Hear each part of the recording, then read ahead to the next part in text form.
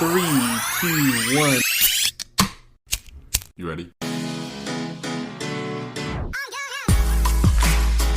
You're listening to the Real Pineapple Podcast Network.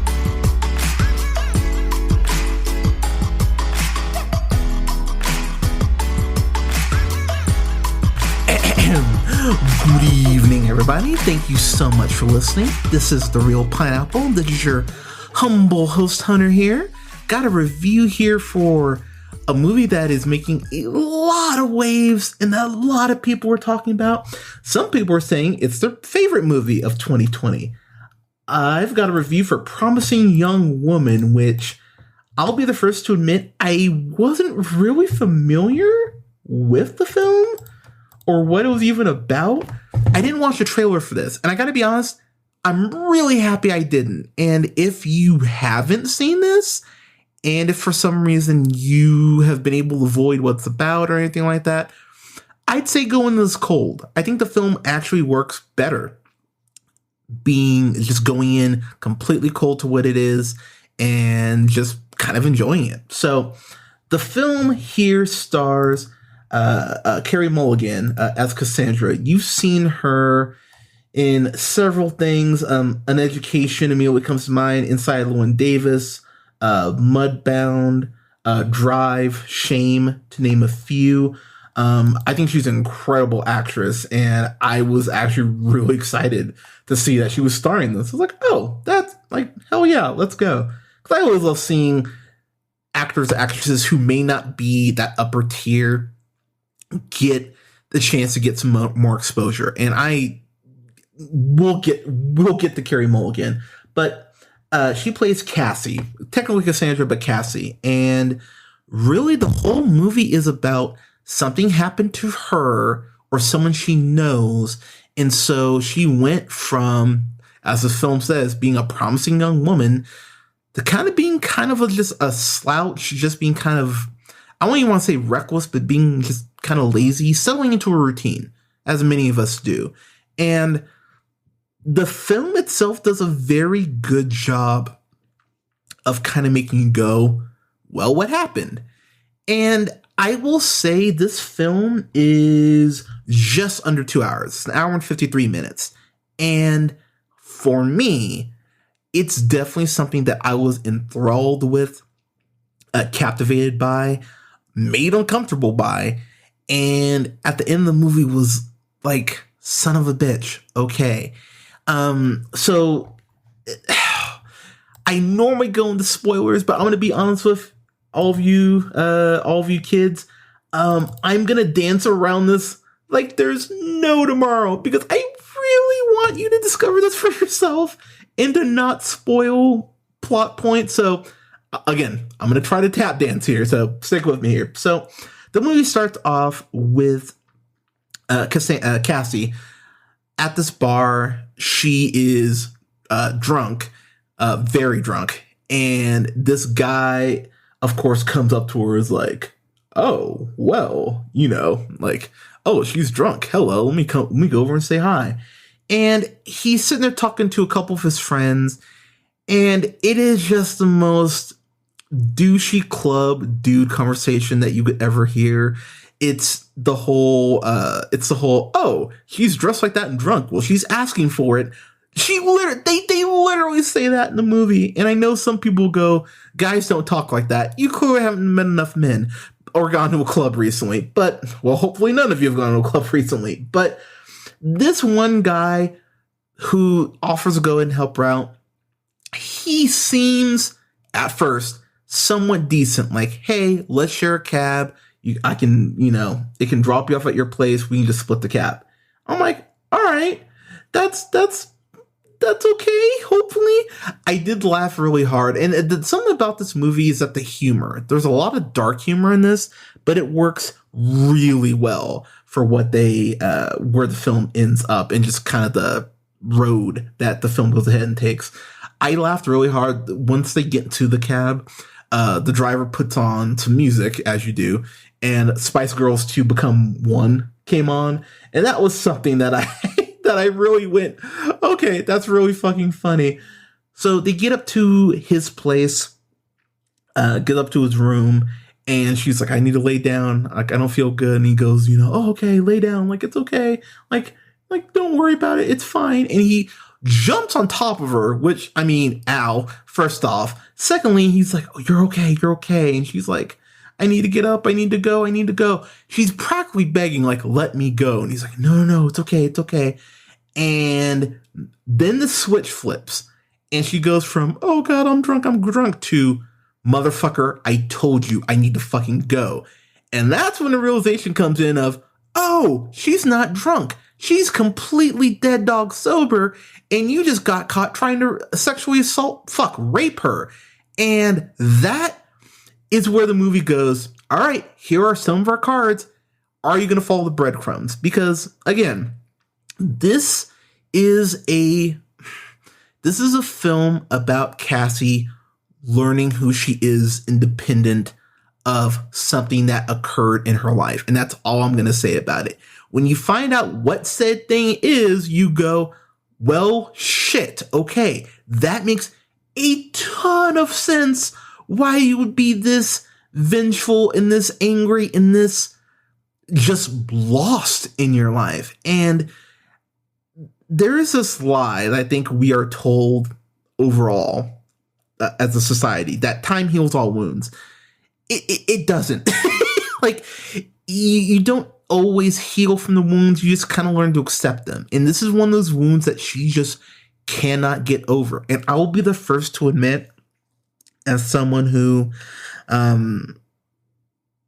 went through something not nearly as egregious, but something to the point of me being uncomfortable, and I'll just leave that at that. Once you figure out what's going on and what occurred, you go, well, shit, that I can't even fuck. Like, it's one of those things that if your friend told you this occurred, you wouldn't really know where to start outside of just saying, I'm sorry and I'm here for you. And that's really where it kind of is going to go ahead and make you go, oh shit. I even timestamped it at the 7:06 mark. She has this look on her face that genuinely scared me and went, oh man, this is fucking bad. This is very, very fucking bad. But what I appreciate about this film is that the writer of it, it's really funny. I remember watching this thinking, man, this feels a lot like Killing Eve the movie. And Emerald Fennell, who's also the writer and director on it, go figure, she writes for Killing Eve. The hell you say? And I don't even mean that as a bad thing, because I know some people will go, oh, it's written like a TV movie. No. It is written incredibly well. And while this is dealing with very rough subject matter, it does a good job, I believe, of balancing, of not saying that Cassie is completely right, but also saying that the opposite isn't wrong. It's a really hard line to walk, to not be, oh my God, all men are evil, but also at the same time, you need to listen to women. And the problem is, I don't know if anyone can write a film that balances, or even a show that balances, that potential. Because again, obviously you want to take any sort of accusation, that a woman brings forward seriously. But at the same time, you don't want to, just like crucify the guy either. And the movie gets into that. And I'm like, wow, this is a really tough tightrope for you to walk. But the movie does such a genuine, admirable job of it that I really had to kind of step back and go, wow, like you're really avoiding so many of these pitfalls that I really think that a lesser writer would fall into. Cassie's parents, Stanley and Susan, played by Clancy Brown and Jennifer Coolidge, respectively. The parents, the couple I didn't know I needed in a movie, but they work so well together. And I would compare this, and this is a very random reference, but I would compare it to something like The Big Short, in the sense of every actor who's in this, no matter how big, no matter how small, they are crushing their roles. Molly Shannon is in this, and while her character isn't in the film a lot, she has a very important piece in regards to the plot as far as who she is and why she's important. And she gets a scene with Carey Mulligan that genuinely broke my heart and made me go, oh, wow, I just want to give you a hug. Alison Brie plays this girl, Madison, and she falls into the same boat. Her big scene with Cassie is incredibly tense. It's incredibly well done, and it addresses an issue about this issue. Again, dancing around things that really made me go, okay, like you're really attacking this from multiple angles, which I really appreciate because it makes it feel more human. It makes it feel more like it's really happening in our world, which I really just love. The big standout for me in the best way outside of Carey Mulligan and another character I'll mention here in a second, Laverne Cox as Gail. She's Cassie's boss who runs this coffee shop. Laverne Cox is amazing. She is so amazing in this, and I just really wanted to just give her a giant hug and go, you're a fucking badass. Like, she is great in this. Like, I really need to say it again. She is great in this. And her and Carey Mulligan have such great chemistry together. A lot of just very quick, witty sort of banter between the two of them. I wonder how much of it was improv, because Laverne Cox, if you've seen her and stuff, she is just very naturally witty. And Carey Mulligan, same boat. So I wouldn't be surprised about the stuff that's on the cutting room floor that I really wish that maybe we get an extended cut of this at some point. If there is an extended cut of this with an additional 15 minutes or so, I would love to see it, because I'd love to see what got cut out. But Cassie's world is kind of thrown into a bit of a tizzy when she is approached by Ryan, who's played by Bo Burnham. Now, if you've listened to the podcast for any sort of amount of time, I've mentioned the fact Bo Burnham is one of my favorite stand-ups ever, as in top 10, if not top 5 stand-ups. I think that 8th Grade is an incredibly well-done film. It bothers me that I don't think people really appreciate his brilliance, especially Makes Happy is a genuine masterclass of stand-up comedy. And again, something I do not think is talked about nearly enough for how brilliant it is. While I'm not a huge fan of all the material in it, I think the fact that he directed Chris Rock's Tambourine, he did a hell of a job giving it this very intimate feel. I think Bo Burnham is just fucking talented as shit. And I think 8th Grade got criminally overlooked as we got into award season. But the big kind of hook of this movie is that there's this scene where Ryan, goes into Cassie's coffee shop, goes ahead and goes like, hey, basically does that thing that I'm sure that you've all maybe experienced or seen, where, you had so much potential. What are you doing working in a coffee shop? Or what are you doing working here, as he phrases it? And so he even goes, oh, that was really shitty on my part. I'm sorry. You can spit in my coffee if you need to. And Cassie looks him right in the eyes, spits in his coffee. And I went, yikes. Okay. I went, wow, that is really dark. But then Ryan, like a boss, looks her right in the eyes, takes a sip of the coffee. And I went, okay, Bo Burnham, I don't know if that's baller, if that's just, like, you're kind of fucking amazing. I love their relationship. The amount of moments where you just go, oh no, like, what are you doing? Because Cassie is on this mission of, seeking out these shitty men.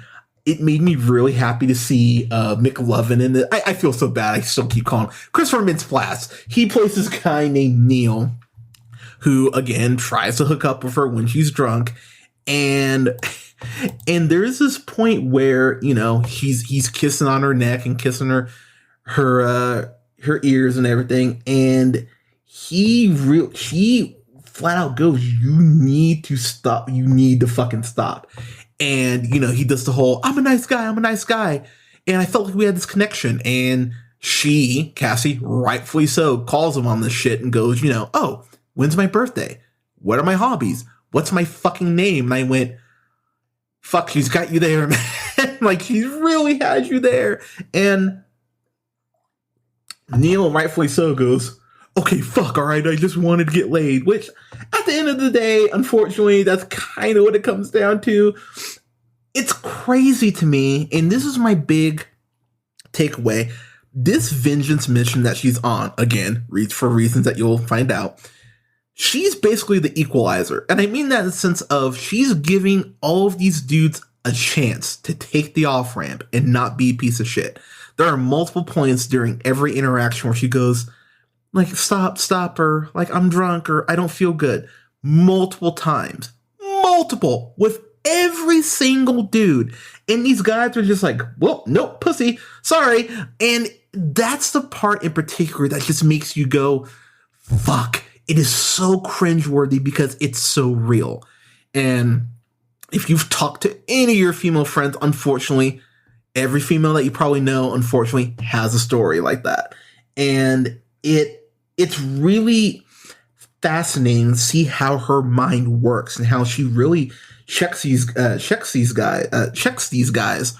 in a way that I went, wow, that's really quite empowering.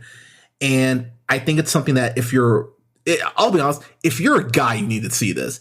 If you're a woman, definitely watch this. But if you're a dude, you really need to see this. Because I think it is something that if you're a guy, you need to realize, okay, this is not how you do shit. I mean, obviously, hopefully you know that already. But honestly, this movie might be a nice wake-up call to go, okay, let me kind of make sure my boundaries for shit are where they need to be. I know some people will, because I'm already seeing it online, some people are like, "Oh, this is preachy," and da-da-da-da. And you'll have those people who say that shit regardless. This movie could be, fucking incredible with, Hans Zimmer doing the score and Spielberg directing it, and people would still find a way to go, "Oh, this is bullshit. This is that feminist bullshit," because of the subject matter. So no matter what, this was going to piss people off. And once you kind of figure out what it's about, I went, oh yeah, there's no way people are gonna be upset about this. And if you're not upsetting some people, you're probably doing something wrong. So I was actually very happy to see that this was ruffling feathers the way it was. To go over a couple other things that did make me laugh, just because again, I don't want to get into much more of the plot. There are a couple jokes that really, there's a couple lines I went, oof. So the whole, there's one of the guys that's trying to hook up with her goes, "I thought we had a connection." That's Neil, actually. And so she even goes, "You at least are better than the other ones." And I'm paraphrasing, but she goes, "You at least woke me up before you put your fingers inside me." And I was like, shit. Oh my God. And she even goes, "You keep saying you're a nice guy because every week I go to a club and every week I act like I'm too drunk to stand. And every fucking week a nice guy, quote unquote, like you comes over to see if I'm okay." And you find out she's been doing this shit for 152 weeks, 3 years of doing this. I was like, what the shit? That long? And you see this notebook where she's making tally marks each time she goes out to a club. And it's terrifying to know that she's been going out that many times and that many times guys are proving her right. Which really speaks to the state of the world, which is why, again, if you're a dude, you really need to watch this shit. That in particular made me feel so gross and grimy and go, oh, fuck, that's really terrible. There are some moments of levity in this because, again, this is definitely a dark comedy. The chemistry between Cassie and Ryan is so incredibly wonderful.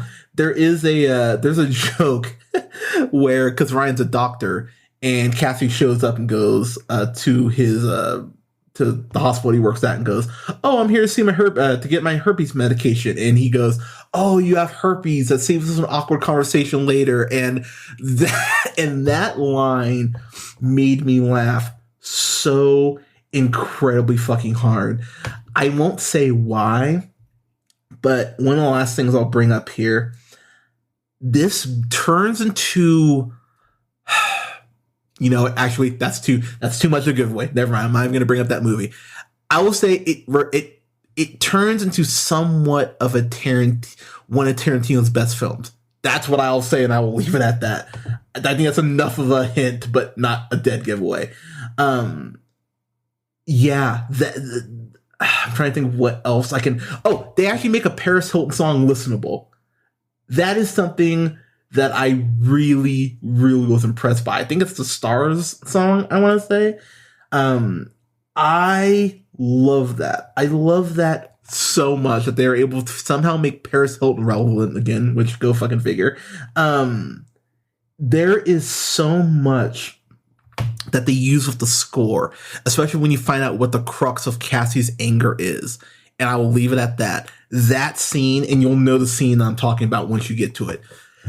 As far as absence of score, it's so heartbreaking and it's so well done that it's one of those things I really had to take a step back and pause and genuinely cry a little bit. It's a brutal realization once you get there.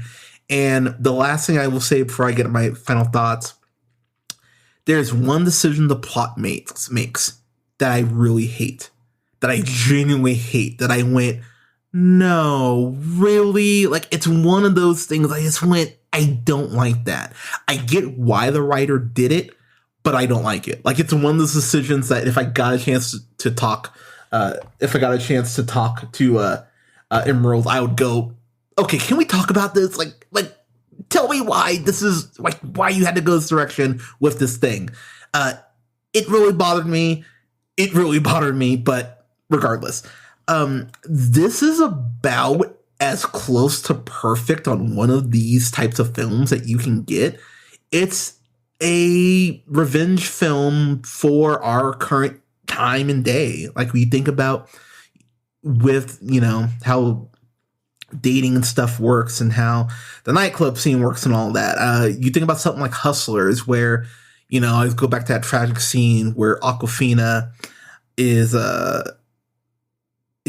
talking to that one guy, and he convinces her to give him a blowjob, and pretends, oh, I have $500 here, and it was 20. You think about those things that people go like, well, like, she agreed to it. It's still rape. Like, it's like, it at worst is at best it's sexual assault.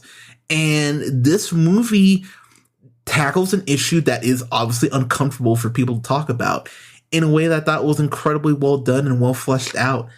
Carey Mulligan, she should get an Oscar nomination for this. I personally will be upset if she doesn't get one. I will bring that up on the podcast if she does not get an Oscar nomination, because she deserves one. This is produced by quite a few people. So it's produced by Emerald Fennell. It's also produced by Margot Robbie, which I'll put it like this. I hope this is kind of a turning point for Margot Robbie. Because Margot Robbie, I've seen her in stuff where I go, oh, she was good in that. If you've listened to the podcast, I raved about I, Tonya. I think I, Tonya's still the best performance she's turned out. But maybe this is a turning point for her. I'm really curious to see what else Margot Robbie kind of, gets involved in outside of, being Harley Quinn. But this is one of those films I would tell everyone is well worth your time and you need to watch. This will be something that I might bring up on my best of, who knows? But as far as a film, it's well worth your time. I got a screener for this. When I can buy this, I will be buying this. This is something I need in my collection. I love this film and genuinely admire this film. So this is a fan-fucking-tastic for me, even despite the big thing with the plot. I just went, I really hate that you made that decision. I still think it's a great movie and about as close to perfect as you can get. So this is a fan-fucking-tastic for me. So everyone, Promising Young Woman. Have you seen it? What did you think of it? Let us know in the comments. You can like both of our pages on Facebook, The Real Pineapple and Real Pineapple Games. I'm going to start streaming here on Twitch here in February, which I'm really excited to get into Twitch. Haven't streamed a game before, so we'll see how that goes. You can follow yours truly on the Twitter at JHunterRealPineapple. You can follow Scott on Twitter at Nearman1st. Don't forget to like, share, and subscribe. You can find us on SoundCloud, Apple and Google Podcasts, Podbean, Stitcher, and iHeartRadio, TuneUp, and Amazon Music at The Real Pineapple. Thank you so much for listening. We'll have reviews up for the month of February for our Black Cinema Showcase. I am so excited to talk some Black Cinema. We'll have some reviews up for One Night in Miami. We'll have a review up for Malcolm X. We'll have a review up for some Boondocks episodes. We'll have a review up for Watchmen, the HBO series, which I'm so excited to watch that. I have not actually seen it, so no spoilers, but I'm real excited to get into that. But everyone, thank you so much for listening. Please stay safe out there, wear a mask, and we will talk to you soon.